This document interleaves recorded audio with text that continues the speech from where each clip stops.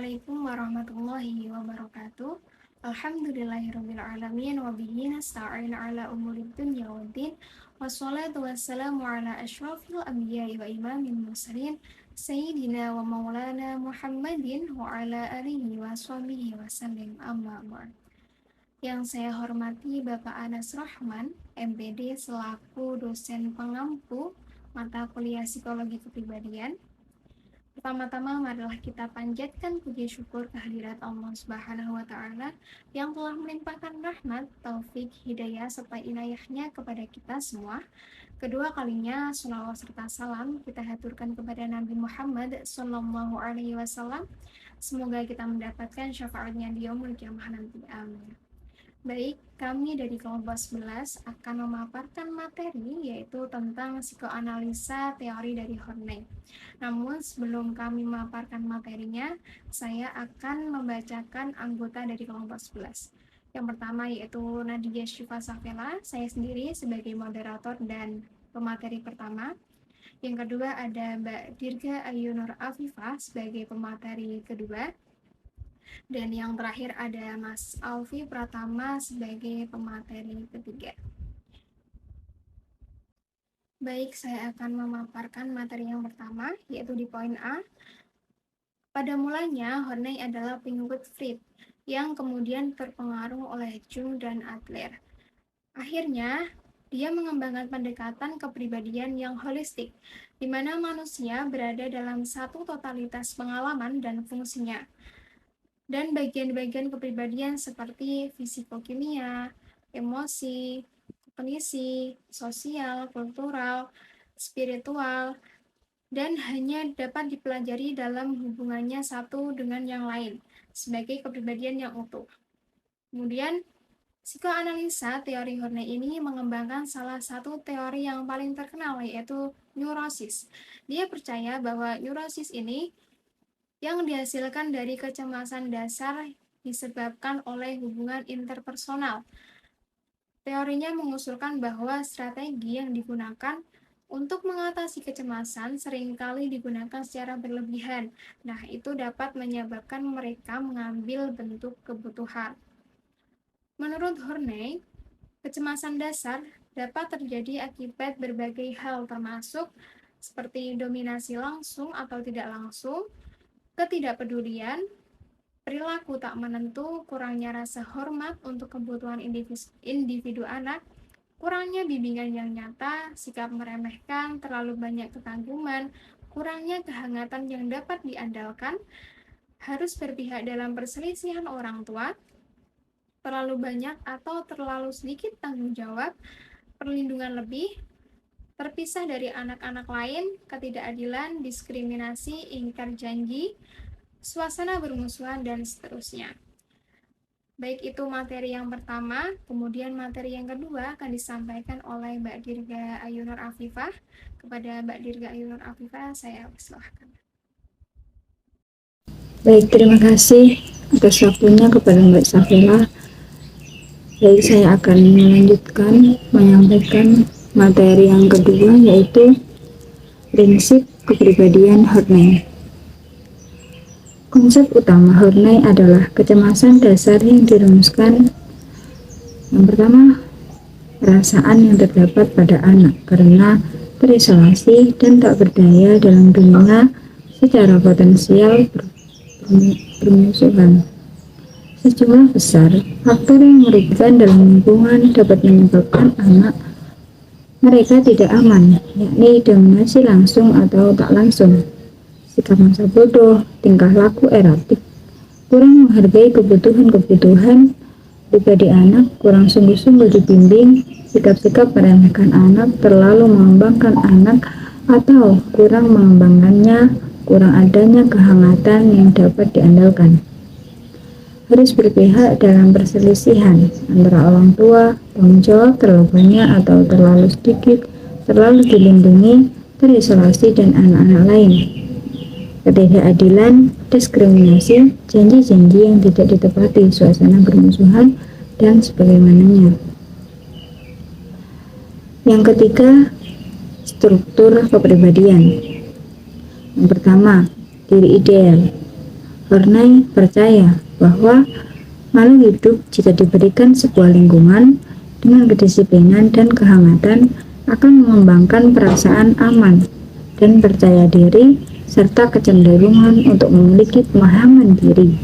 Sayangnya, pengaruh-pengaruh negatif seringkali menghambat kecenderungan alami seseorang memperoleh pemahaman diri atau seseorang memperoleh pemahaman diri atau mencapai realisasi diri. Sebuah situasi yang membuat mereka merasakan perasaan terpisah dan rendah diri. Selain itu, juga terdapat perasaan terpisah dari diri mereka yang semakin berkembang. Oleh karenanya, mereka terpisah dari diri mereka sendiri, maka seorang merasa harus mendapatkan kepekaan akan identitas yang stabil. Yang kedua, menghina diri. Mereka berusaha mencari keagungan, tidak pernah puas dengan dirinya sendiri, karena mereka akhirnya menyadari bahwa dirinya yang tidak cocok dengan diri ideal mereka dambakan. Mereka kemudian mulai membenci dan memandang rendah dirinya sendiri. Ya, di sini Horney mengemukakan 6 cara orang mengekspresikan kebencian dari diri itu. Yang pertama, menuntut kebutuhan kepada diri tanpa ukuran. Mereka memunculkan kebutuhan diri yang tidak pernah berhenti. Bahkan ketika mereka mencapai keberhasilan, mereka terus mendorong dirinya sendiri untuk bergerak menuju kesempurnaan. Yang kedua, menyalahkan diri tanpa ampun. Mereka yang terus-menerus mencaci maki dirinya sendiri, menyalahkan diri bentuknya bermacam-macam, mulai dari ekspresi yang luar biasa. Yang ketiga, menghina diri. Mereka mewujudkan, memandang kecil, meremehkan, meragukan, mencemarkan, dan menertawakan diri sendiri. Menghina diri mencegah yang bersangkutan dari perjuangan untuk maju atau berprestasi. Yang keempat, frustasi diri. Mereka sering membelenggu dengan tabu untuk menantang kesenangan. 5. Menyiksa diri sendiri. Pada dasarnya, semua mekanisme diri rendah mengandung makna menyiksa sendiri. Namun, menjadi perubahan apabila tujuan orang itu membahayakan atau menyakiti diri sendiri. Yang keenam, tingkah laku dan dorongan diri. Bisa fisikal atau psikologikal, disadari atau tidak disadari, akan atau kronik, benar-benar dilakukan atau hanya dalam imajinasi. Mereka juga merusak diri secara psikologi, misalnya berhenti bekerja ketika karirnya mulai memuncak, memutus hubungan persahabatan yang sehat dan memilih pergaulan yang neurotis atau melakukan aktivitas seksual promiskuitas. Dan yang terakhir, D. Dinamika kepribadian. Dalam teori psikoanalisis sosial seksual promiskuitas. Dan yang terakhir, D. Dinamika kepribadian. Dalam teori psikoanalisis sosial Karen Horney, ia menyimpulkan ada 3 sikap dasar yang disebut kecenderungan neurotik dalam mengatasi konflik dasar. Yang pertama, mendekati orang lain. Proses mendekati orang lain yang mengacu kepada sebuah kebutuhan neurotik untuk melindungi diri dari perasaan ketidakberdayaan. Usaha pertama yang dilakukan adalah mereka berusaha mendapatkan kasih sayang dan penerimaan dari orang lain, atau mereka mencari pasangan yang kuat yang bertanggung jawab terhadap hidup mereka. Yang kedua, melawan orang lain. Dalam pengadopsian strategi melawan orang lain, orang-orang tersebut cenderung menganggap orang lain tidak ramah, sehingga mereka sama kumpul sifatnya dengan orang-orang penuntut. dan tingkah laku mereka juga sama-sama dipicu oleh kecemasan dasar. Yang ketiga, menjauhi orang lain. Supaya dapat mengatasi konflik dasar terisolasi, beberapa orang memisahkan diri dari orang lain dan mengadopsi sebuah kecenderungan neurotik, yaitu menjauhi orang lain. Strategi ini merupakan ekspresi dari kebutuhan akan sendirian, kebebasan, dan kemandirian. Baik, terima kasih. Mungkin itu saja materi yang saya sampaikan. Kemudian saya kembalikan kepada moderator. Baik, terima kasih Mbak Afi atas pemaparan materi yang kedua. Selanjutnya, materi yang ketiga akan dipaparkan oleh Mas Alfi Pratama. Kepada Mas Alfi, saya persilahkan. Baik, terima kasih Mbak Sibila telah memberikan waktunya. Saya di sini akan menyampaikan materi E dan F. E. Perkembangan kepribadian. Kekuatan pemotivasi mereka adalah penentuan untuk mengantisipasi tiap perintangan. Ada tiga jenis perkembangan, yaitu narsistik, 2. Perfeksionis, ketiga arogan, individu. Orang-orang narsistik tampak sangat tinggi dan percaya diri, tidak mempunyai keraguan, sadar dari bakat dan keterampilan mereka sendiri. Brody sering berkata, orang-orang yang demikian menyukai anak-anak.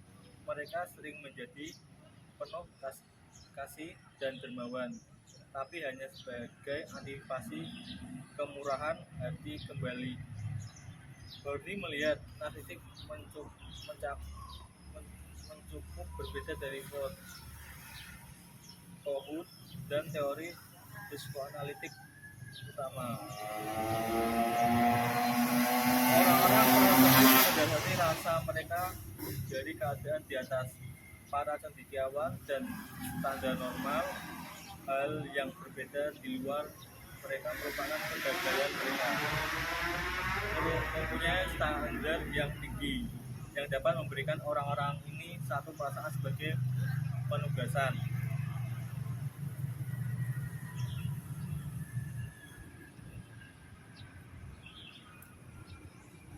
Orang-orang arogan intuitif yang sangat biasa mempunyai particularly bad human experience, yaitu penghinaan, pengabaian, atau kekejaman seperti itu, dan mereka yakin bahwa orang-orang lain itu tak jujur dan berhati dengki. Mereka merupakan pesaing yang tinggi dan bangga dari kemampuan mereka untuk memperdayakan yang lain.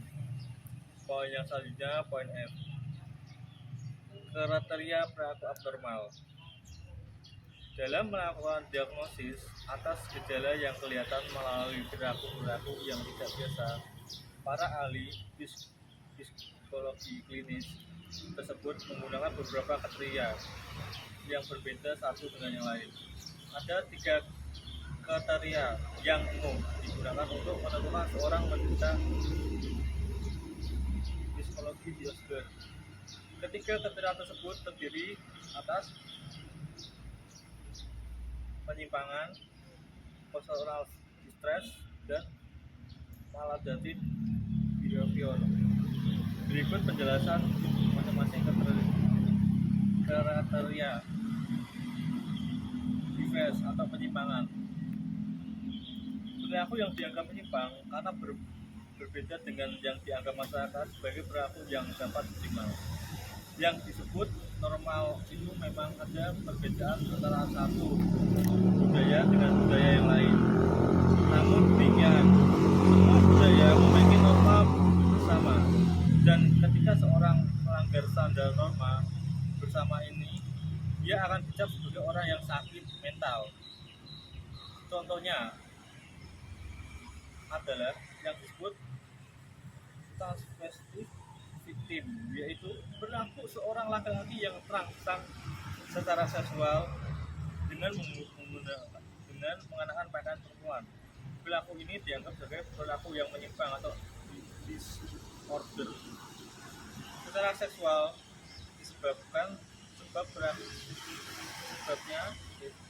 perilaku laki-laki yang mengenakan baju perempuan tadi dianggap bertentangan dengan norma dari berbagai aturan budaya. Maladaptif adalah sesuatu yang dianggap sebagai psikologi disorder karena perilaku adaptif harian terganggu atau rusak. Artinya, seseorang mengalami masalah dalam hal penyesuaian diri dengan lingkungan sosial mereka. Kriteria ini dianggap sebagai kriteria kunci dalam melakukan diagnosis penyimpangan perilaku para pengguna narkoba. Sebenarnya, alkohol atau drum dalam diri sendiri bukanlah hal yang buruk atau menyimpang. Akan tetapi, ketika penggunaan obat-obatan terlarang ini mulai mengganggu kehidupan sosial atau fungsi kerja seseorang, perilaku menyimpang itu menjadi nyata. Dalam hal ini, kualitas negatif perilaku tersebut, terutama ketika sudah mulai menjadi ancaman bagi kehidupan sosial, diantaranya telah membuat hal itu menyimpang. Yang poin C, personal distress, suatu diagnosis atau psychological disorder yang didasarkan pada laporan seorang tentang besarnya penderitaan yang dialami. Ini adalah kriteria yang tidak biasa yang dikenakan pada seseorang yang terancam oleh depresi atau kecemasan. Umpamanya ia atau tidak mengalami penyimpangan atau perilaku maladaptif. Orang seperti ini biasanya dicap sebagai yang memiliki penyakit atau disorder.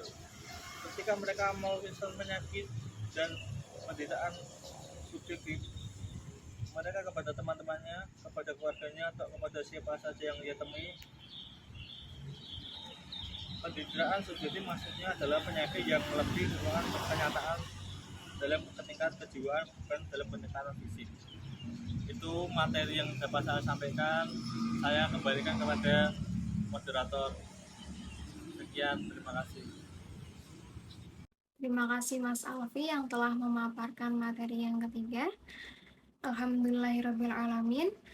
Nah, itu dia materi yang dapat kami sampaikan dari kelompok 11, yaitu tentang psikoanalisa teori dari Horney. Mohon maaf jika banyak kesalahan dalam pengucapan, dan semoga materi kita bermanfaat untuk semuanya. Sekian yang dapat kami sampaikan. Wabillahi taufiq wal hidayah. Wassalamualaikum warahmatullahi wabarakatuh.